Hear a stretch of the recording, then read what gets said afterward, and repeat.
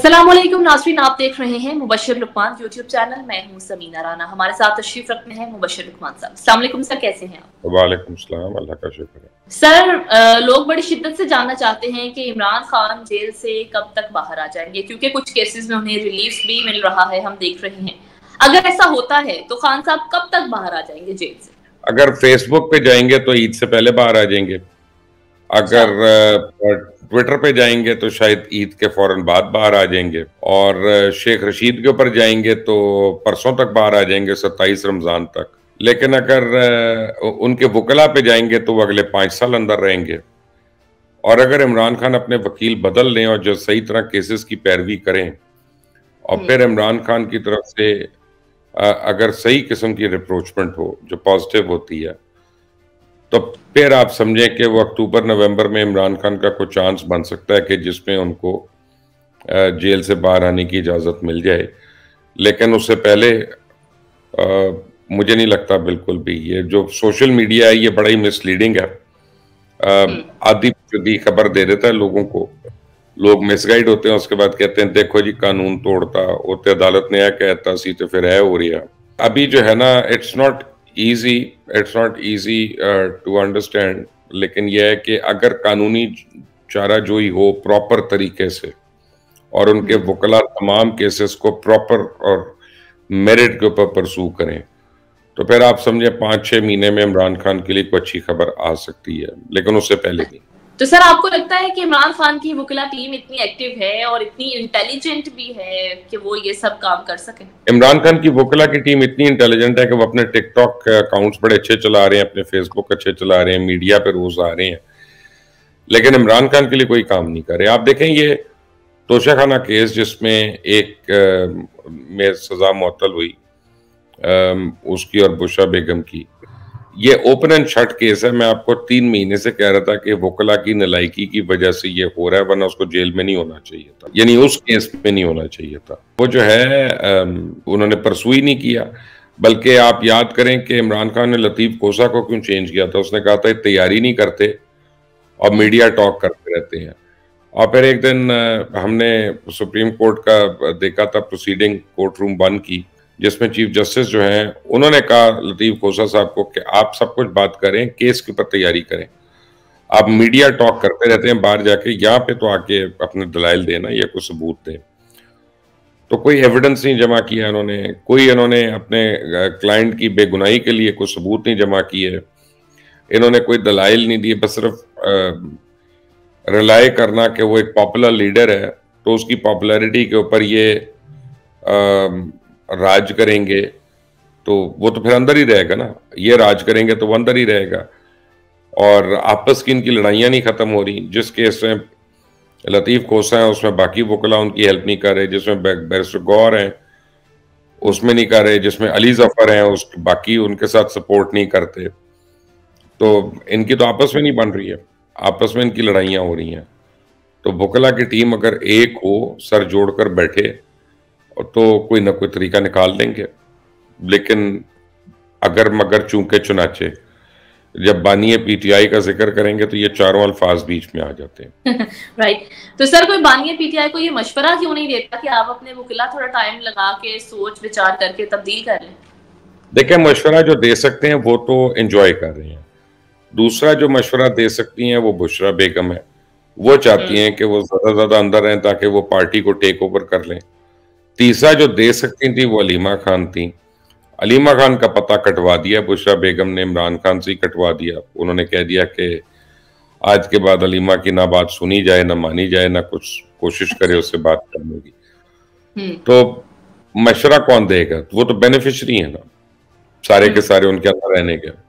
Right sir, अब अगले topic पर आते हैं। ये धमकियां मिल रही हैं, धमकियां मेज खत मिल रहे हैं। कल Islamabad high court, Lahore high court के जजेस को मिली, आज चीफ जस्टिस को भी मिल गई, 4 और सुप्रीम कोर्ट के ऑनरेबल जजेस को मिली। सर, कौन है ये जो जजेस को धमकियां दे रहा है? क्या वजह है, क्या मकासद? देखिए, मैं आपको एक बात बताऊं कि जब कोई मर्डर होता है ना, तो पुलिस जब इन्वेस्टिगेशन करती है तो वो देखती है इसका बेनिफिट किसको है, यानी इसको मारने का फायदा किसको है। और वो उस सूरत में आप ये देखें कि ये जजेस को इस तरह से करना जो है, मुझे तो बेनिफिशियरी जो मुझे लगता है वो तो तहरीक इंसाफ के लोग लगते हैं, so it could be anybody. लेकिन अब मैंने सुना है कि आज कोरियर कंपनी जो है, जो वो लेके आ रही थी, जिन्होंने डिलीवर किए थे लेटर्स वगैरह, उनका जो कोरियर है उसको तो गिरफ्तार कर लिया एजेंसीज ने, पुलिस ने उसको पकड़ लिया कि जो लेटर्स लेके आया था। तो अब उससे जो है वो ये पीछे तक जाएंगे, मालिक को पकड़ेंगे, जो भी जिस ऑफिस से, लाहौर, कराची, वजीराबाद, मुझे नहीं पता किस ऑफिस से वो खत आए हैं, जहां से भी आए हैं वहां पे वो ट्रेस कर लेंगे। It's a matter of time के कल्प्रिट पकड़ा जाएगा। और बस ये ना हो कि इन्हें पता चले कि जी को पागल आदमी था घर बैठ के ये कर रहा था जी, उसका दिमागी तवाजुन ठीक नहीं है। या कोई एक हाउसवाइफ है, बोर हो रही थी, उसने कहा चलो एक्साइटमेंट पैदा करें अपनी लाइफ में, और उसने लिखना शुरू कर दिया। But it's a very serious case, it's a very serious case and जजेस मस्ट बी प्रोटेक्टेड एंड उनकी सिक्योरिटी जो है उसके ऊपर कोई कॉम्प्रोमाइज नहीं होना चाहिए। और इस पे जो भी मुलव्विस हो, जो मुलव्विस हो, सबको जो है ताज़ीरात पाकिस्तान के तहत सख्त से सख्त सजा होनी चाहिए। तो वैसे मकासद क्या हो सकते हैं? ये जजेस के खत वाले मामले के बाद हम देख रहे हैं कि ये सब कुछ हो रहा है, रोजाना की बुनियाद पर कुछ नया हो जाता है।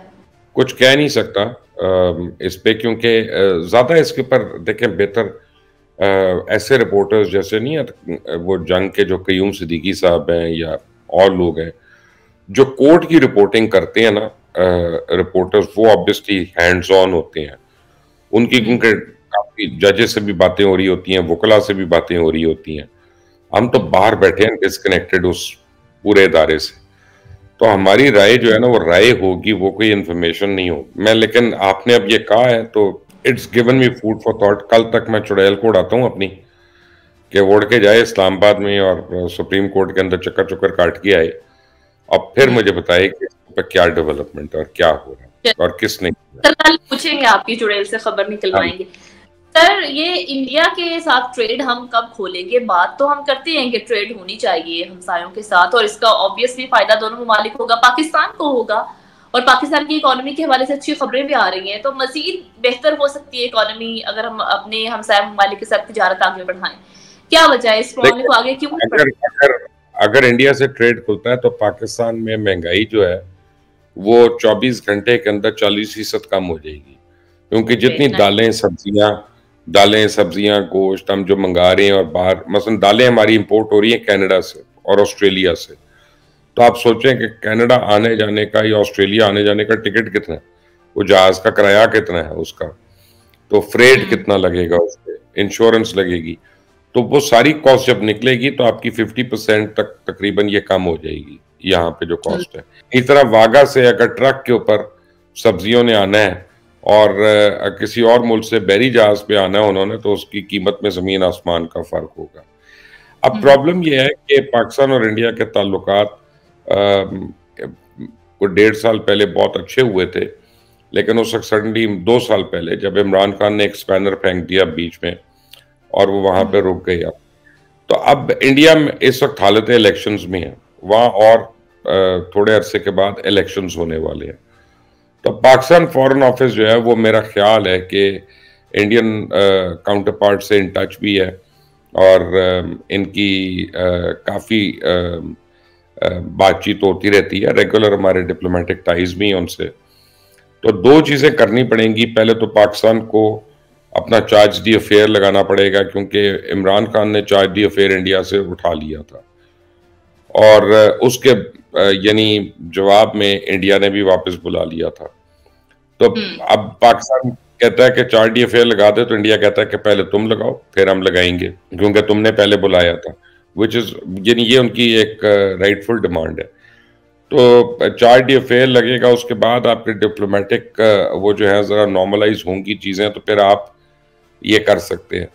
पाकिस्तानी सब ये चांस नहीं ले सकते, क्योंकि मोदी का इलेक्शन है और मोदी को इलेक्शन में कुछ जगहों पे स्ट्रगल करना पड़ रहा है, हमने देखा है।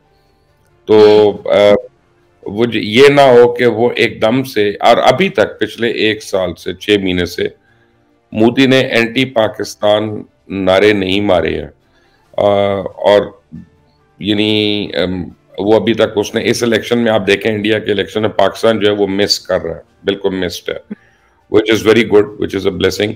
तो इस वक्त हम करते हैं, और मोदी वगैरह अगर ये समझते हैं कि यार इसको इनकार करके या इसका वावेला बना के वो इलेक्शंस में जीत सकते हैं या कोई पॉइंट स्कोरिंग कर सकते हैं, तो वो हमारी बड़ी इंसल्ट होगी। वो कह रहे हैं हमने नहीं देनी, अभी हम नहीं कर सकते, तुम लोग ये करो, तुम लोग पहले फलां चीज ठीक करो, ये करो। इंडिया के जब इलेक्शन हो जाता है तो उसके बाद पाकिस्तान जब ये मूव करेगा तो वो एक नॉर्मल हालात में मूव होगी और वो रेसिप्रोकेट होगी नॉर्मल हालात में। Right now I don't think इनको करना भी चाहिए। अब जहाँ इतना हमने मार खा ली है, 2 महीने और वेट कर लेंगे तो कोई क़यामत नहीं आएगी। सर, इंडियन इलेक्शंस भी आ रहे हैं। नरेंद्र मोदी के हवाले से जिस तरह से आप भी बात कर रहे थे, हमसाया ममालिक के साथ कोई अच्छी पॉलिसीज नहीं रही हैं अपने दौरे हुकूमत में। अब नेक्स्ट टेन्योर में आप कितने % चांसेस देखते हैं नरेंद्र मोदी कामयाब होंगे या फिर उन्हें शिकस्त होगी इस बार? देखिए, ये जो इलेक्शन होता है ना, ये बिल्कुल अनप्रेडिक्टेबल होता है। जैसे तहरीक इंसाफ को जितना वोट पड़ा है अभी पाकिस्तान के इलेक्शंस में, कोई नहीं सोच सकता था। सबको पता था कि वोट पड़ेगा, ये नहीं पता था कि इतना पड़ जाएगा। वो साइलेंट वोटर आया और वो आके तहरीक इंसाफ वालों को जिता कर चला गया या उनको सपोर्ट करके चला गया। तो इलेक्शन के दिन ही पता चलता है कि उस अब परसों जो टर्की में इलेक्शंस हुए हैं लोकल बॉडीज के, उसमें तैयब उर्दुगान, वो 30 साल से प्रेसिडेंट हैं, पहले प्राइम मिनिस्टर थे टर्की के, उनकी पार्टी उड़ गई उसमें। और जो पार्टी 70 साल से नहीं जीती थी वो सडनली इन इलेक्शंस में जीत गई है। और अगले 3 महीने में जब उर्दुगान के लिए जनरल इलेक्शन है तो वो अब उनके लिए जीतना एक अजाब हुआ है। तो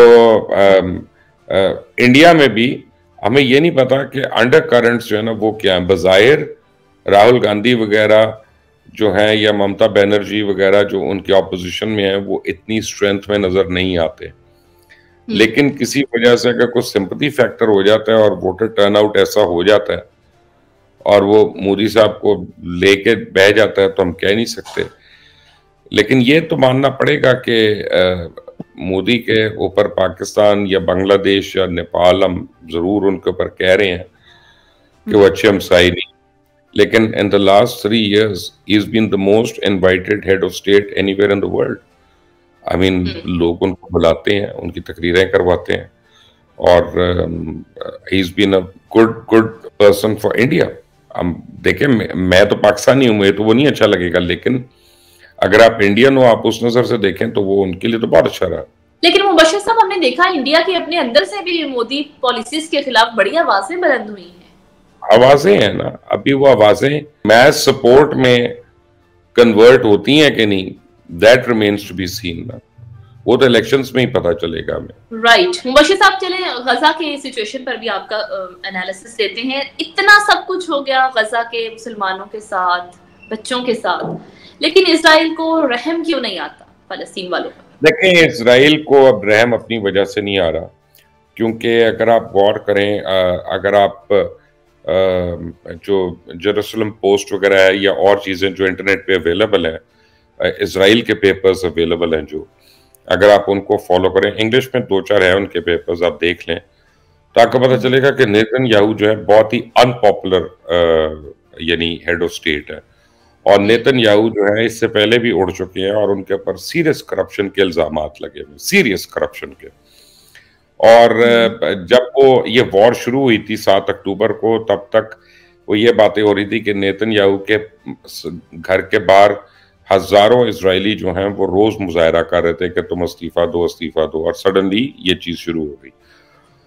तो वो सारा जो उनका पार्लियामेंट थी, हालांकि वो उनकी अपोजिशन बड़ी स्ट्रांग है, लेकिन उन्होंने कहा कि वॉर जब तक है तब तक इसको हम अभी कुछ ना टच करें, क्योंकि इजरायली ट्रुप्स का मोरल जो है वो डाउन होगा, या लोगों का जो फाइट कर रहे हैं वहां पे। तो नेतन्याहू जो है ना वो अपनी ढिठाई में इस लड़ाई को इतना प्रोलॉन्ग करी जा रहा है, इतना प्रोलॉन्ग करी जा रहा है कि एक तो वो रहे और उसकी जो अपोजिशन है वो ठंडी ठंडी हो जाए तब तक, और दूसरा ये है कि वाकई अगर वो जब नेवर एंडिंग किस्म की चीज करता है और कोई इनखला ही हो जाता है टोटल वहां से, तो वो अपने आप को कह सकेगा कि I am a hero of my country. तो नेतन्याहू की अपनी करप्शन, अपनी बदकारियां और अपनी जो अनपॉपुलैरिटी है वो फ़लस्तीनी अवाम के ऊपर ज़्यादा जुल्म बन के ठहरी है। राइट। मुबश्शिर साहब, क्रिकेट के हवाले से बात करते हैं। पाकिस्तानी एक्ट्रेस हैं नवाज सईद, उन्होंने एक शो में आकर बोला है कि पाकिस्तानी क्रिकेटर्स फ्लर्टी मैसेजेस भेजते हैं। जब नाम पूछा गया तो वो मुस्कुरा दी और बोला कि मैं भूल गई हूँ, लेकिन बाद में बताया कि मेरे पास स्क्रीनशॉट्स भी हैं। सर, ये क्रिकेटर सारे मैरिड हैं, क्या जरूरत आन पेश आई के? मुझे नहीं पता अब किसने उनको भेजा किसने नहीं भेजा, लेकिन ये तो खैर कोई एक जाती मसला हो गया ना किसी का। लेकिन जनरली आपकी क्रिकेट बोर्ड में जो लोग मिसगाइड कर रहे हैं मोहसिन नकवी को, उनमें मोहम्मद यूसुफ है, उसमें वहाब रियाज है और अब्दुल रज़ाक है। यही अब्दुल रज़ाक टीवी बैठ के कह रहे थे कि बाबर आजम को कप्तान नहीं होना चाहिए, अब यही उसको कप्तान अपॉइंट करने वाले हैं। यही अपना वहाब रियाज जो है वो उसके खिलाफ बात करते थे, अब वही उसको सिलेक्ट भी कर रहे हैं। तो अब इसके बाद आप देखेंगी कि इंज़मामुल हक भी अंदर आ जाएगा दोबारा से, वो साया कॉरपोरेशन दोबारा से हो जाएगी और अगले 3 महीने में इन्होंने क्रिकेट बोर्ड को इतना चूना लगाना है इन सारे प्लेयर्स ने, जिसको कहा नहीं, इनको क्रिकेट से कहाँ दिलचस्पी है, इनको खेल से कहाँ दिलचस्पी है, इनको पाकिस्तान के ऑनर से कहाँ दिलचस्पी है। इस ब्लेजर की रिस्पेक्ट होती तो ये इतनी ब्लेटेंटली बेशर्मी से ब्लैकमेलिंग टैक्टिक्स कर रहे होते और 2 नंबरियां कर रहे होते। अब रमजान का महीना, मैं इससे ज्यादा कुछ कहना नहीं चाहता, लेकिन ये जितने लोग हैं इनकी औकात मुझे पता है और इनके करतूत भी पता है। ये सारे मसाइल जिनकी जानिब आप इशारा दिला रहे हैं, इनको ठीक करने के लिए कोई नहीं है हमारी पीसीबी टीम के पास? असल में मोहसिन नकवी जो है ना, वो वेल मीनिंग है, वो एडमिनिस्ट्रेटर बहुत अच्छा है, लेकिन उसको क्रिकेट नॉलेज तो कोई भी नहीं है ना, वो तो टोटली हैंडीकैप्ड है ना उसमें, और इसलिए उसके कई डिसीजन जो हैं उनके ऊपर क्वेश्चन मार्क हो सकता है। मैं उसकी इंटेंशन पे नहीं कह रहा, लेकिन मैं उसकी लैक ऑफ क्रिकेट नॉलेज के ऊपर मैं बात कर रहा हूँ। तो I am sure he is a capable administrator, he can see through them. लेकिन जब आप 3-3, 4-4 ओहदों पे होते हैं ना, तो फिर सबीना आपका उतना ही फोकस होता है ना जितना हो सकता है। आप 1/3 ही फोकस होगा ना आपके दिन में, एक दिन में या आपकी लाइफ में, उस ज्यादा आप फोकस ही नहीं कर सकते। तो ऑब्वियसली आई मीन ये प्रॉब्लम्स होंगी, हो रही हैं। राइट। तो मुबश्शिर साहब, पाकिस्तानी क्रिकेट टीम के कितने चांसेस हैं वर्ल्ड कप जीतेगी? जिस तरह से आप बता रहे हैं क्रिकेट में इनका इंटरेस्ट तो नहीं है। नजर आ रहा है आपको मेरा हाथ? हमें शायद हम जीत जाएं। मेरा हाथ नजर आ रहा है? जी सर, 0। लेकिन सर ये वेल डन भी होता है, वेल डन। ये अभी तो कुछ किया नहीं, डन ही नहीं है ना, तो वेल कहां से होगा? तो 0% चांसेस हैं इस टीम के। Very sad situation. चले, होप फॉर द बेस्ट, शायद इनका कोई मोरल अप हो जाए। आप क्या चाहती हैं, मैं झूठ बोलूं? मैं झूठ बोलूं? नहीं, आप जब तक सच नहीं मानेंगे आप लोग अपने आप को ठीक नहीं कर सकते। अगर इंसान माने ही ना कि उसको कोई तकलीफ है, उसमें कोई प्रॉब्लम है, तो वो डॉक्टर के पास नहीं जाएगा, उसका इलाज ही नहीं होगा, वो ठीक नहीं होगा। हम मानने को ही तैयार नहीं है कि ये लोग हमारे ऊपर कितनी बड़ी लायबिलिटी है, ये कितने लालची लोग हैं। ये क्रिकेट नहीं खेलते हैं, ये कारोबार धंधे करते हैं, ये जुए खेलते हैं और बहुत कुछ करते हैं।